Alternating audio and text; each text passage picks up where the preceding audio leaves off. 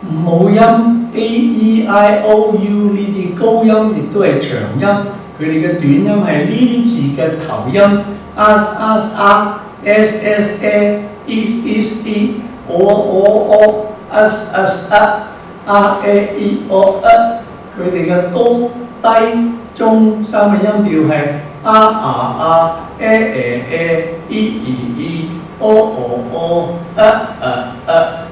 呢啲要拼音法嘅5步，第一步分音節，子音帶母音嘅一節，子音帶母音。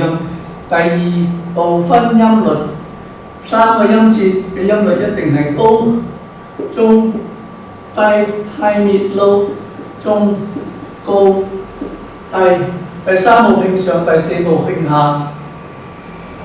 拼每一個音節嘅程序係母音加尾音再加頭音。A 係 r，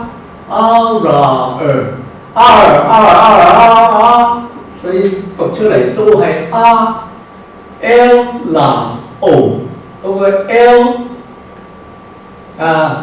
嘅頭音係 L 嗱 O， 頭音係嗱啦，低音係第二個音嗱。呢度 L 有佢自己音節嘅時候，就改唔到前邊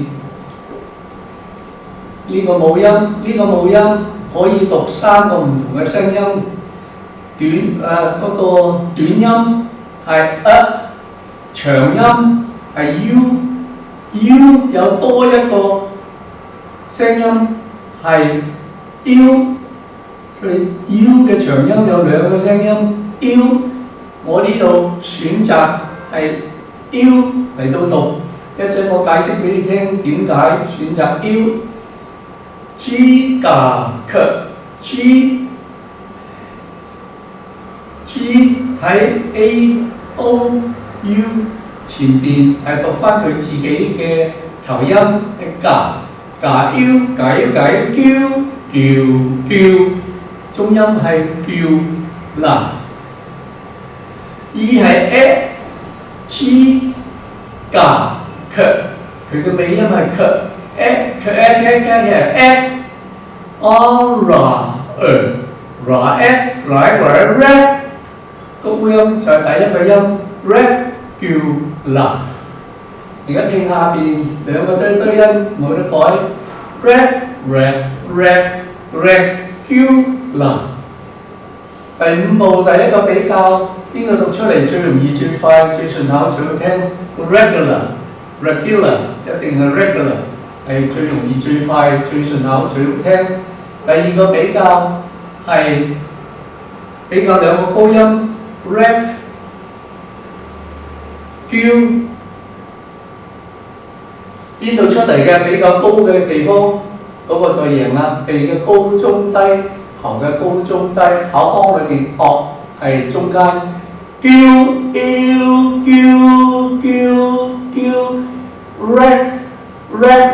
red 喺上面出嚟嘅，所以 red 叫嗱係正確嘅讀法。